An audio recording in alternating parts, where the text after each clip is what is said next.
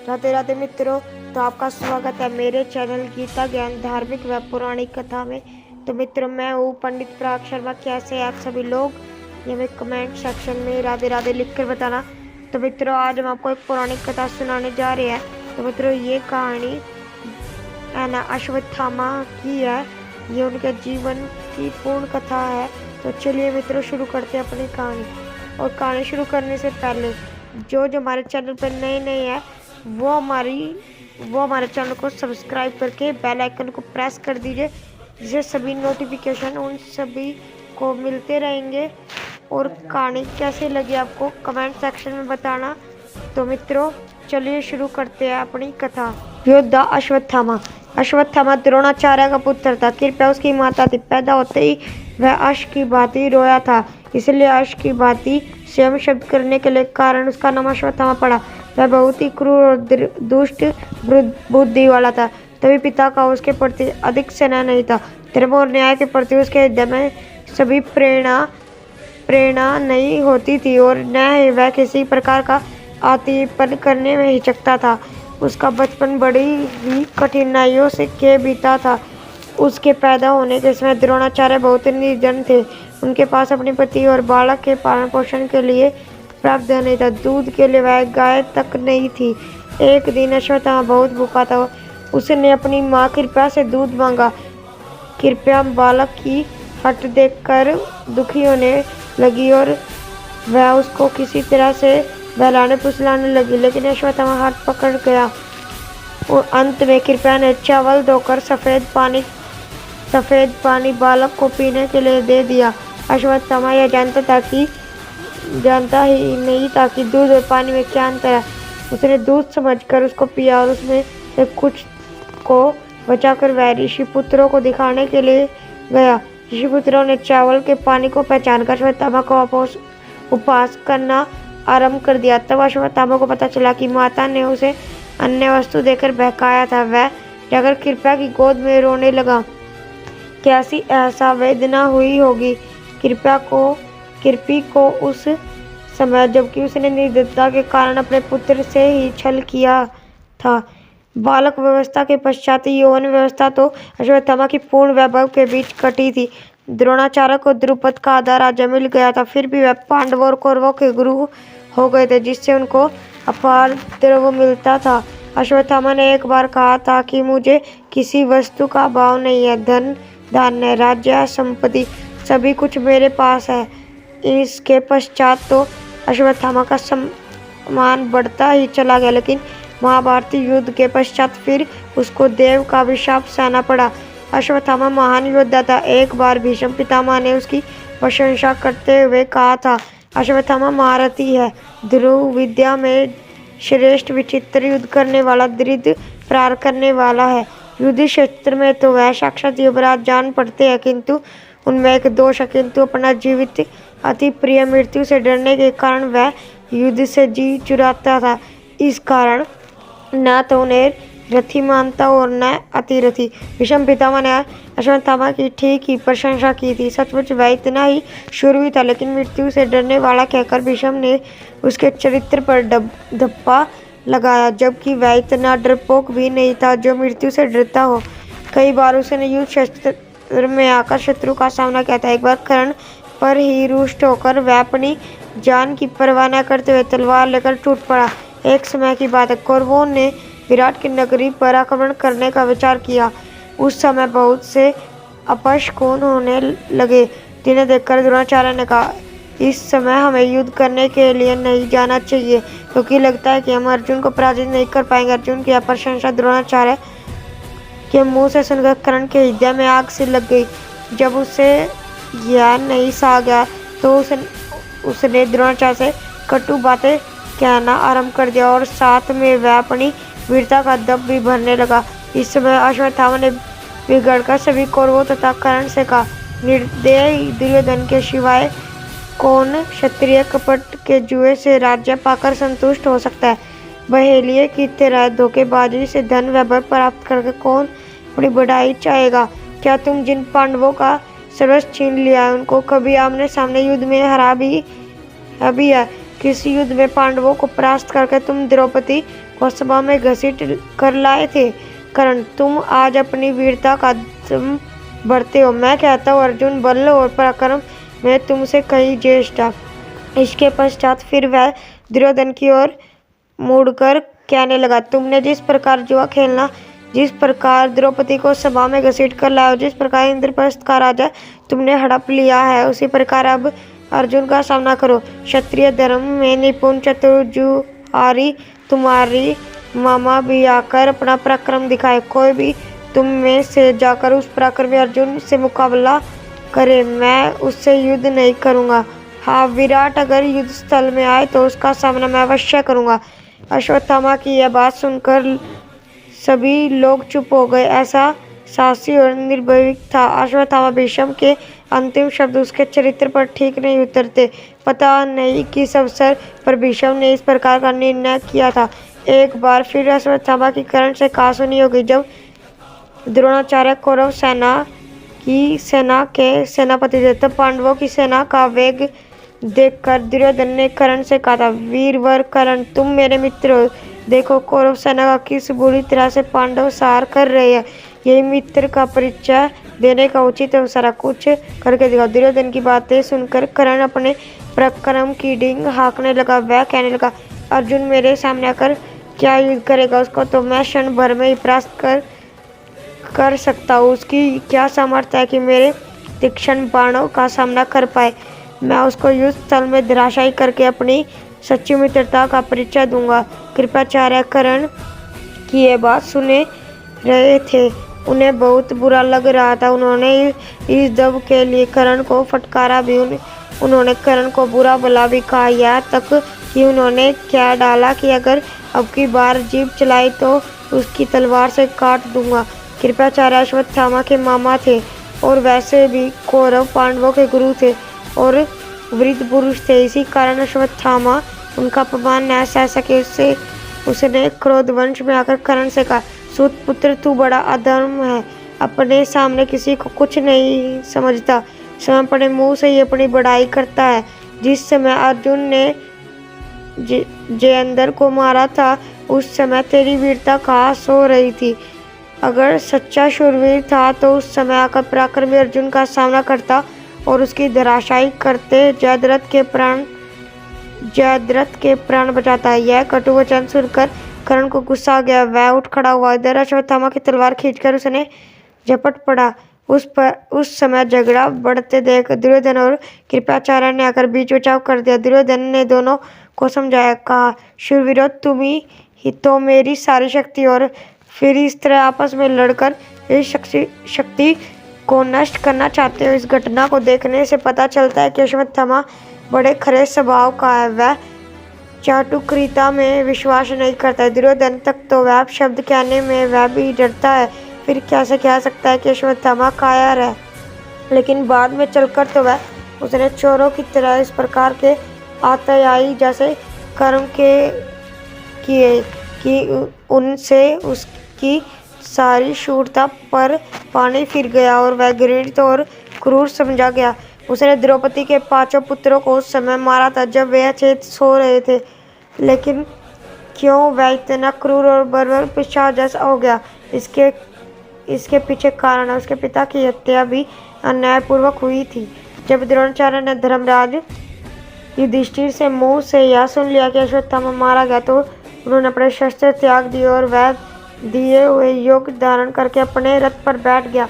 तभी धृष्टद्युम्न ने आकर उनका सर काट दिया। द्रोणाचार्य को अपने किए का फल मिला था, क्योंकि उन्होंने भी अपने नियते अभिमन्यु का इसी प्रकार वध करवाया था। लेकिन जब अश्वत्थामा को पिता के इस अन्यायपूर्वक वध की बात का मालूम हुई तो बड़ा दुख हुआ और उसने क्रोध में जलकर पांडवों और पांचालों को नष्ट कर डालने की प्रतिज्ञा की। दुर्योधन ने उसे और भी उसके लिए उत्तेजित किया। अश्वत्थामा को युधिष्ठिर पर भी बड़ा क्रोध आ रहा था, क्योंकि वह उस व्यक्ति से कभी भी ऐसे झूठे की आशा नहीं रखता था। उसने उसी क्षण अपनी भुजा उठाकर कहा, आज इस अन्याय के बदले पांडवों के शव पृथ्वी पर पड़े मिलेंगे। मैं नारायण शस्त्र का प्रयोग करूंगा, जिसे मेरे सिवाय और कोई नहीं जानता। उसी की द्वारा मैं आज शत्रु के सारे गर्व को चूर कर दूंगा और उनको सदा के लिए इस पृथ्वी से मिटा दूंगा। दूसरे दिन अश्वत्थामा ने उसी नारायण अस्त्र का प्रयोग कर दिया। पांडवों की सेना में उसका कारण हाहाकार मच उठा। असंख्य वीर योद्धा शत होकर पृथ्वी पर गिर पड़े। उस अस्त्र को रोकने की किसी में भी सामर्थ्य नहीं थी। इधर पांडवों के बीच द्रोणाचार्य की मृत्यु पर आपसी विवाद उठ खड़ा हुआ था। इस प्रकार अन्यायपूर्वक गुरु का मारा जाना अर्जुन और सात्विकी को अच्छा नहीं लगा। वे दोनों धृष्टद्युम्न को बुरा कहने लगे। गुरु की मृत्यु का उनको बड़ा शोक हुआ। यहाँ तक कि सात्विकी तो गदा तानकर धृष्टद्युम्न को मारने के लिए आगे बढ़े। उस समय श्री कृष्ण का संकेत पाकर भीमसेन ने जाकर उसे किसी तरह रोका, क्योंकि इधर तो अश्वत्थामा पांडव सेना का संहार कर रहा था और ये उधर आपस का झगड़ा बढ़ता चला जा रहा था। इस सबसे सर्वनाश की आशंका थी। गुरु की हत्या के लिए किसी ने तो स्वयं युधिष्ठिर तक को दोषी ठहराया। तब धर्मराज ने आवेश में आकर धृष्टद्युम्न से कहा, तुम पांचालों की सेना लेकर भाग जाओ। वृषणी आदि वंशों के यादवों की सात्विकी चले जाएंगे। श्री कृष्ण अपनी रक्षा आप कर लेंगे, अन्यथा सैनिक युद्ध बंद कर देंगे। मैं भाइयों के साथ जलती आग में भस्म हो जाऊंगा। मैंने झूठ बोलकर आचार्य का वध करवाया, इसी कारण तो अर्जुन मुझे पर रुष्ट है। इससे तो मैं अपनी जान देकर अर्जुन को सुखी करना चाहता हूँ। भला आचार्य ने हमारे साथ क्या कम सलूक किया था। अनेक महारथियों ने उनके अकेले अभिमन्यु को निहत्था करके आचार्य के सामने ही मार डाला था। द्रौपदी की दुर्गति भी इन्हीं के सामने हुई थी। दुर्योधन के थक जाने पर आचार्य ने ही उसे अभेद कवच बांधकर हम लोगों पर आक्रमण करना भेजा था। जयद्रथ की रक्षा करने में उन्होंने क्या कुछ नहीं उठा रखा था। मैंने विजय के लिए प्रयत्न करने वाले सत्यजित आदि पांचाल और उनके भाई बंधुओं के प्राण आचार्य ने ही ब्रह्मास्त्र चलाकर लिए थे। कौरवों ने जब हमें अधर्म पूर्वक बाहर निकाल दिया, तब आचार्य ने हमें सामना करने से रोका था। भला आचार्य ने हमारा कौन सा उपकार किया। युधिष्ठिर के आवेश को देखकर सभी योद्धा एक साथ थम गए। ठीक ही कहा था धर्मराज ने, क्योंकि द्रोणाचार्य यद्यपि थे तो गुरु, लेकिन कुटिलता और क्रूरता उनमें भी थी। पक्षपात भी उनके अंदर था। युधिष्ठिर के आवेश में समय बीतता रहा और अश्वत्थामा द्वारा छोड़ा हुआ नारायण शस्त्र और भी अधिक प्रचंड होता गया। तब श्री कृष्ण ने सभी सैनिकों को युद्ध करने से रोककर कहा, वीरों, यह नारायण शस्त्र अधिक प्रचंड है, इसका सामना कोई नहीं कर पाएगा। अंत तुम सभी शस्त्र रखकर अपने वाहनों से उतर जाओ। पृथ्वी पर लेट जाने से तुम इस प्रचंड अस्त्र की मार से अपने आप को बचा सकोगे। यदि कोई वीरता का दंभ भरकर इस अस्त्र का सामना करने का प्रयत्न करेगा तो यह और भी अधिक प्रबल हो जाएगा। श्री कृष्ण की बात मानकर सभी योद्धा अपने अपने वाहनों से उतरकर पृथ्वी पर लेट गए, लेकिन भीमसेन के मस्तिष्क में श्री कृष्ण की बात नहीं बैठी। वह फिर भी अपनी वीरता बखाना हुआ बोला, मैं बाण चलाकर गदा मारकर इस अस्त्र को विफल कर दूंगा। भयभीत होने की कोई आवश्यकता नहीं, आज मैं अपना पराक्रम दिखाऊंगा। उसने अर्जुन से भी गांडीव उठाने के लिए कहा, लेकिन अर्जुन ने कह दिया कि वह गो ब्राह्मण और नारायण शास्त्र के विरुद्ध गांडीव का कभी प्रयोग नहीं करेंगे। अर्जुन की बात सुनकर भीमसेन क्रुद्ध होकर अश्वत्थामा की ओर झपटा। उसने बाण वर्षा से अश्वत्थामा का रथ छिपा दिया, लेकिन इससे नारायण शास्त्र और भी अधिक प्रचंड हो गया। उस समय अर्जुन और श्री कृष्ण ने आकर भीमसेन के हाथों से अस्त्र छीने और उसको रथ से उतार लिया। इसके पश्चात नारायणी शस्त्र शांत हुआ। इस तरह पांडवों का सर्वनाश होते होते बच गया। नारायणी शस्त्र के शांत हो जाने पर दुर्योधन ने फिर अश्वत्थामा से उसी शस्त्र के प्रयोग करने के लिए कहा, लेकिन अश्वत्थामा ने दोबारा उसे नहीं चलाए।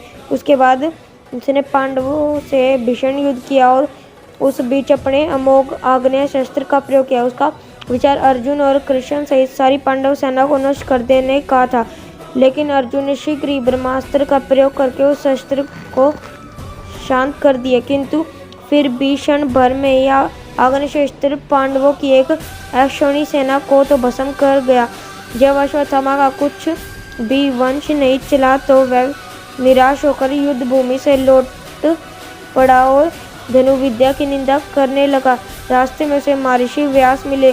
उन्होंने उसे बहुत समझाया और कहा, नादान अर्जुन और श्री कृष्ण को मारने की सामर्थ्य किसमें है, जो तू व्यर्थ अपनी निष्फलता पर इतना खेद करता है। व्यास जी के समझाने से अश्वत्थामा के हृदय का स्थाप मिट गया। महाभारत युद्ध के अंत में हमें अश्वत्थामा मिलता है। कौरव वंश के सभी प्रमुख योद्धा धराशायी हो चुके थे, केवल दुर्योधन शेष था। अंतिम सेनापति वही था। पांडव सेना बड़ी वेग से आगे बढ़ रही थी। उसकी मार से घबराकर कौरव सेना पीछे भागने लगी।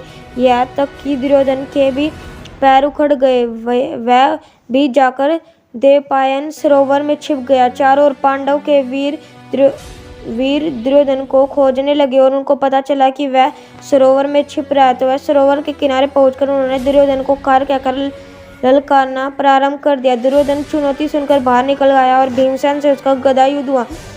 उस युद्ध में भीमसेन ने कृष्ण के सहारे पर उसकी जांघ पर गदा मारी, जिससे वह आहत होकर पृथ्वी पर गिर पड़ा। लेकिन उसका कायर युद्ध के नियमों के विरुद्ध था। भीमसेन के इस अन्याय को देखकर अश्वत्थामा को बड़ा क्रोध आया। दूसरी बार फिर उसने पांडवों का अन्याय देखा था। दुर्योधन ऐसा पीड़ा से कराता हुआ पृथ्वी पर पड़ा था। उस समय कृतवर्मा और कृपाचार्य भी वहां उपस्थित थे। सभी को इस अन्याय पर क्रोध आता। अश्वत्थामा से नहीं सा गया और वह उसने हाथ उठाकर प्रतिज्ञा की कि वह पांडवों को का इसी प्रकार नाश करके ही संतोष की सांस लेगा। दुर्योधन ने अश्वत्थामा की प्रतिज्ञा सुनी तो उसे ऐसा लगा कि मानो अभी कौरव पक्ष में जान बाकी थी। तुरंत ही उसने कृपाचार्य से कहकर अश्वत्थामा का सेनापति पद पर अभिषेक करा दिया। अश्वत्थामा ने उस उत्तरदायित्व को संभाल लिया, लेकिन अब सेना भी तो नहीं बची थी, इसलिए अपना वचन पूरा करने के लिए उसने अपनी शक्तियों का ही भरोसा था। वहां से अश्वत्थामा, कृपाचार्य और कृतवर्मा तीनों व्यक्ति वन की ओर चले गए, क्योंकि उनके ठहर जाने पर पांडवों के आमने सामने युद्ध होने की आशंका थी, जिसके लिए पर्याप्त शक्ति उनके पास नहीं थी। अश्वत्थामा वन के एकांत में पांडवों से किसी प्रकार बदला चुकाने की बात सोचने लगा। एक तो पिता का वध और फिर उस राजा के अन्यायपूर्वक वध जिसके लिए उसने अपने जीवन को समर्पित किया था, उसके हृदय को और भी अधिक उत्तेजित करने लगा। वह किसी प्रकार पांडवों का सर्वनाश कर डालना चाहता था, लेकिन इतनी शक्ति न होने के कारण ठीक योजना नहीं बना पाता था। सोचते सोचते रात हो गई, लेकिन फिर भी उसको नींद नहीं आई। जब रात को के 1-2 पहर निकल गए तो उसने देखा कि उसी बरगद के पेड़ पर, जिसके नीचे वह लेटा हुआ है, एक उल्लू आया और सोते हुए कोह का शिकार करने लगा। कोह के बीच कोलाहल मच गया, लेकिन उल्लू ने बहुत से कोह को मार दिया। अश्वत्थामा को यह सब कुछ देखता रहा। तभी उसके मस्तिष्क में एक विचार आया कि यदि वह पांडवों के आमने सामने आकर मुकाबला करेगा तो वह उनको पराजित न कर पाएगा और न उनकी कोई विशेष हानि हो सकेगी। इसलिए जिस प्रकार अकेले उल्लू ने आकर नींद में असावधान को मार मार कर फेंक दिया, उसी प्रकार यदि वह जाकर पांडवों को रात्रि के समय सार करे तो उसकी प्रतिज्ञा पूर्ण हो सकती है। यद्यपि रात्रि में सोए हुए शत्रु पर आक्रमण करना युद्ध के नियमों के विरुद्ध था, लेकिन अश्वत्थामा तो इन नियमों का उल्लंघन पांडवों की ओर देख चुका था, इसलिए उसने इसी तनिक भी चिंता नहीं की और इसी प्रकार पांडवों को नष्ट करने का दृढ़ निश्चय किया। प्रातः काल उसने कृपाचार्य और कृतवर्मा को अपनी योजना बताई, लेकिन उन दोनों ने इनका विरोध किया। कृपाचार्य धर्म और नीति की बातें करने लगे। इस प्रकार अश्वत्थामा का क्रोध आ गया और वह दोनों को भला बुरा कहने लगा। अंत में दोनों को इसकी बात माननी पड़ी। तीनों अपने विचार में पूरी तरह दृढ़ होकर पांडवों को शिविर के पास गए। अश्वत्थामा एकाएक सोती हुई पांडव सेना पर टूट पड़ा। उसने अपनी तलवार से मौत के घाट उतार दिए और जो घबराकर बाहर भागते थे उनको कृपाचार्य और कृतवर्मा मार डालते थे। इस प्रकार तीनों ने मिलकर बाहर भीतर अशक योद्धाओं को मार डाला और इसके पश्चात शिविर में आग लगा दी, जिससे चारों ओर हाहाकार मच गई। किसी प्रकार अश्वत्थामा ने अपने बाप के हत्यारों धृष्टद्युम्न को भी खोज लिया और उसका गला घोंटकर मार दिया। द्रौपदी के 5 पुत्रों को भी उसने उसी समय मार डाला। अश्वत्थामा का क्रोध उस समय इतना प्रचंड हो उठा था कि न्याय, दया, धर्म आदि तो उसकी दृष्टि से मानव पूरी तरह ओझल हो चुकी थी। वह तो बर्बरता और निर्दयता का खेल खेल रहा था। उस समय 5 पांडव श्री कृष्ण और सात्विकी शिविर में नहीं थे। कौरवों के पराजित होने पर जब पांडवों ने उनके शिविर पर अधिकार किया था तो उन्होंने के अपार कोष सोना, चांदी, रत्न, आभूषण, वस्त्र, दास दासी अनेक वस्तुएं मिली जिन पर उन्होंने अपना अधिकार कर लिया। पूर्ण प्रसन्नता के साथ जब सभी शिविर में सोने के लिए जाने लगे तो कृष्ण ने युधिष्ठिर से कहा कि हम लोगों को आज कल्याण कामना से शिविर के बाहर रहना चाहिए। इसी कारण के वे बच गए, नहीं तो पता नहीं महाभारत युद्ध का क्या अंत होता। लेकिन फिर भी यात्री के समय जैसा आकार उस समय अश्वत्थामा के उपद्रव के कारण हुआ है वैसा पहले कभी नहीं हुआ। इसका कारण कि वह वीर अधिकतर तो योद्धा के नियमों का पालन करते हुए वे तो संध्या काल समाप्त हो जाने पर कौरव पांडव एक दूसरे के शिविरों के भीतर जाते ही और पूर्ण सौहार्द के साथ बातें करते थे। फिर इस तरह चोर की तरह आक्रमण करना वीरत्व की गरिमा पर एक धब्बा था।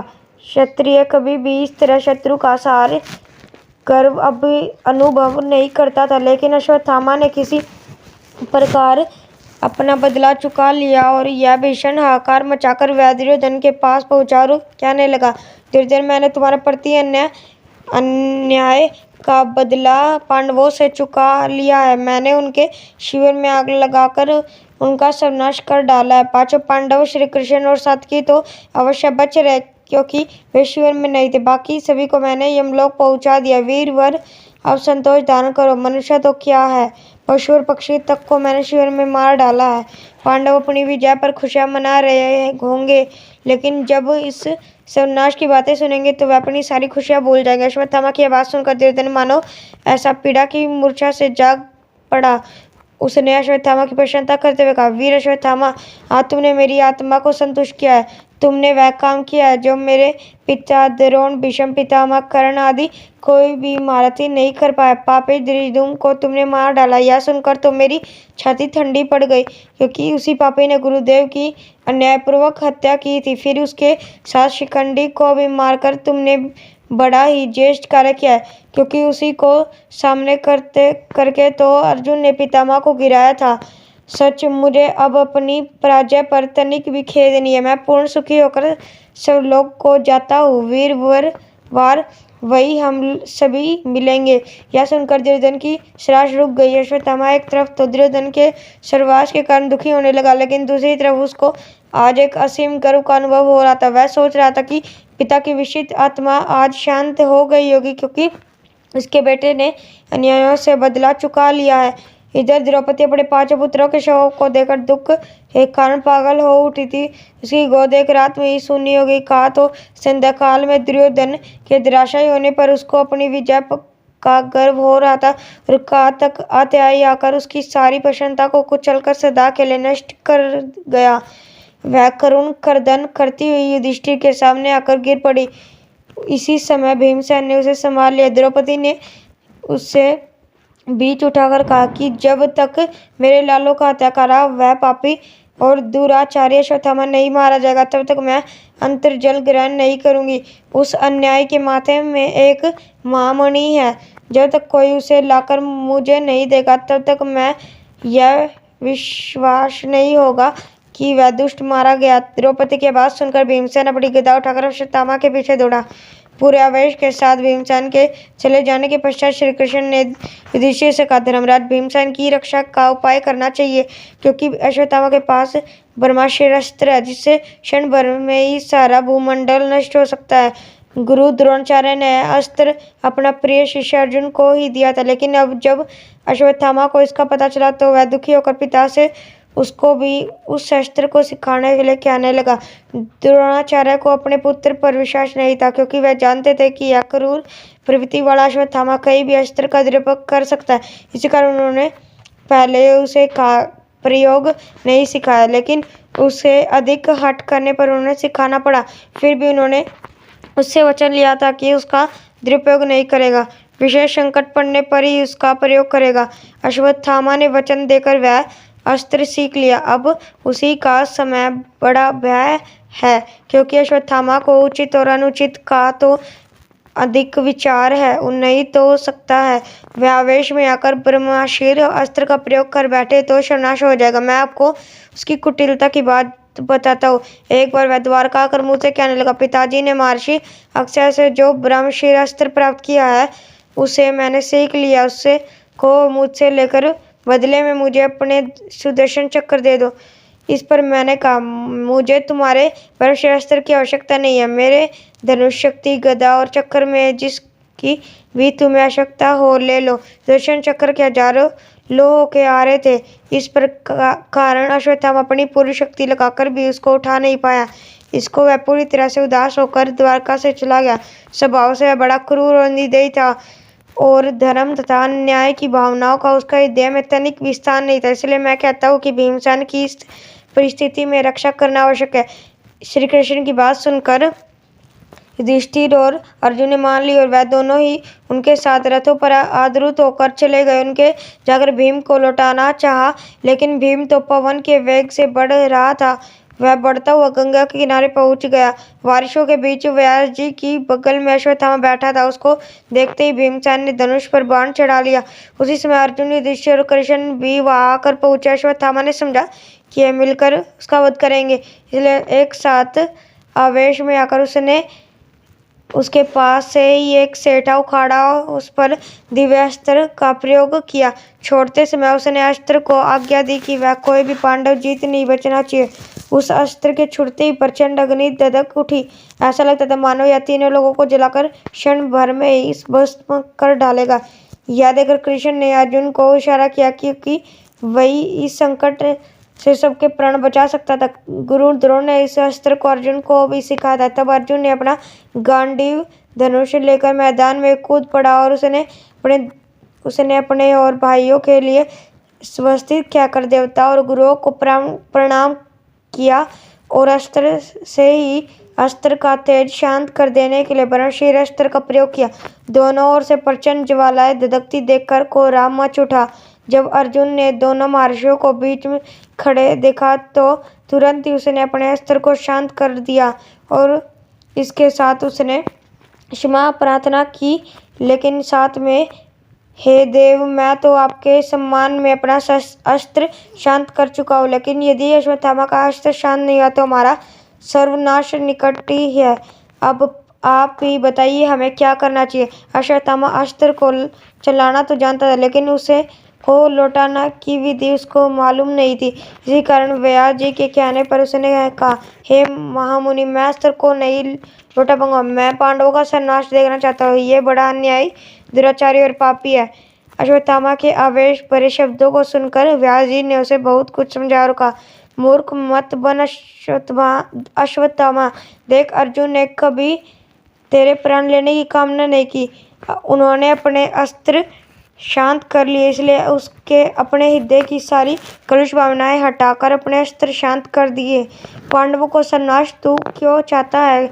क्या तू ही नहीं जानता कि जिस राज्य में दिव्य अस्त्र के द्वारा ब्रह्मास्त्र अस्त्र निष्फल किया जाता है वह 11 वर्ष तक पानी नहीं बरसता? यही कारण है कि अर्जुन समस्त होते हुए भी तेरे अस्त्र को नष्ट नहीं करते। सभी का कल्याण सोचता हूँ, तू अपने अस्त्र को शांत कर दे और तेरे मस्तक में जो मणि है उसे देकर युधिष्ठिर से समझौता कर ले। इस पर अश्वत्थामा बोला, हे महर्षि, यह मणि तो संसार में अद्वितीय है, कहीं भी इस प्रकार की मणि नहीं मिल सकती। अगर यह किसी के पास हो तो शस्त्र, रोग, भूख, प्यास आदि की पीड़ा नहीं होती। देवता और राक्षस, नाग और चोर इत्यादि कोई भी इस प्रकार नहीं सताता। आपकी आज्ञा का उल्लंघन मैं कभी नहीं करूंगा। ये मेरी मणि है, आप चाहे तो युधिष्ठिर को दे दे, लेकिन मेरा प्रचंड अस्त्र तो उत्तरा के गर्भ पर जाकर अवश्य गिरेगा। अभी तो पांडवों का वंशधर पैदा होगा, मैं उसको नष्ट करके पांडवों के वंश को और कुल को जड़ समेत नष्ट कर दूंगा। व्यास जी अश्वत्थामा का यह क्रूर निश्चय सुनकर चुप पड़ गए, लेकिन श्री कृष्ण ने कहा, अश्वत्थामा, तुम्हारा दिव्यास्त्र अपनी सारी शक्तियां दिखा दे। गर्भ का बालक मृत रूप में ही पैदा होगा, किंतु फिर भी वह जीवित होकर 7 वर्ष तक राज्य करेगा और पांडवों की वंश परंपरा को आगे बढ़ाएगा। कौरव वंश के परीक्षीण होने पर उसका जन्म होने के कारण उसका नाम परीक्षित रखा जाएगा। कृपाचार्य उसको धनुर्वेद की शिक्षा देंगे, लेकिन अश्वत्थामा तुम्हें इस निर्दयता और अमूर्खता का पूरा दंड भरना पड़ेगा। 3000 वर्षों तक तुम्हें निर्जन देश में अकेले भटकना पड़ेगा। कोई तुमसे नहीं बोलेगा। तुम्हारी देह से पी वो रक्त की दुर्गंध निकला करेगी। तुमको कोढ़ और अनेक तरह की विपदाएं हो जाएगी, जिसके कारण तुम्हारा जीवन निरंतर एक अभिशाप बनकर रह जाएगा। श्री कृष्ण की बात अटल थी। अश्वत्थामा को देव ने यही दंड दिया। मणि उसने छीन ली जाती थी। द्रौपदी को अश्वत्थामा पर बड़ा आक्रोश था। वह उससे अपने पुत्रों के वध का बदला चुकाना चाहती थी और उसी प्रकार भीमसेन भी पूरी तरह से क्रोधयुक्त होकर उसका वध करना चाहता था, लेकिन युधिष्ठिर करुणा करके उसे छोड़ देता है और वह अपने भाग्य पर दुखी होता है और वन की ओर चला जाता। कहता है उसको अमरता प्राप्त थी। इसलिए आज भी कहीं यह विश्वास प्रचलित है कि अश्वत्थामा एक दिन भिखारी का सा स्वरूप धारण करके नगर के भीतर आता है, लेकिन कोई भी उसे पहचान नहीं पाता। इस तरह अश्वत्थामा का जीवन सदा के लिए अभिशाप बन गया। उसकी क्रूरता और निर्दयता का यही परिणाम है। अंत में यही कहा जाता है कि जैसा अमूर्ख कृत्य अश्वत्थामा ने द्रौपदी के 5 पुत्रों को मार के किया, वैसा तो शायद महाभारत के किसी पात्र ने नहीं किया। यह बड़ा नीचतापूर्ण घृणित कार्य है। इसलिए चाहे अश्वत्थामा कितना ही बड़ा योद्धा और धनुर्विद्या में पारंगत था, लेकिन उसके प्रति मनुष्य के हृदय में सम्मान की भावना जागृत नहीं होती। यही कहना पड़ता है कि वह एक प्रकार का नर पिशाच था, जो प्रतिशोध की आग में पूरी तरह अंधा होकर नीच से नीच कार्य कर सकता था। रात्रि में असावधान और नियत सैनिकों पर उसका हमला करना महाभारती युद्ध की सारी गरिमा को नष्ट कर देता है। उस विशाल योद्धा के बारे में आज तक कथाएं चली आती है कि वे सच्चे योद्धा थे, जो दिन भर संग्राम करते थे और संध्याकाल समाप्त होते ही वह दूसरे शिविरों के आकर अपने आपस में गले मिलते थे। यही आज के युद्ध में और महाभारत के युद्ध में अंतर था। उसमें छल और कपट कम था, लेकिन अश्वत्थामा ने छल से रात्रि चोर की बातें आक्रमण करके उस गरिमा को नष्ट कर दिया। सचमुच वह उल्लू की तरह क्रूर निर्दयी था। तो मित्रों, कैसी लगी आपको हमारी कथाएं कमेंट सेक्शन में बताना, और मित्रों हमारे चैनल को सब्सक्राइब करके बेल आइकन को प्रेस कर दीजिए, जिससे सभी नोटिफिकेशन आप सभी को मिलते रहेंगे। तो मिलते हैं अगली वीडियो में, तब तक के लिए राधे राधे मित्रों। की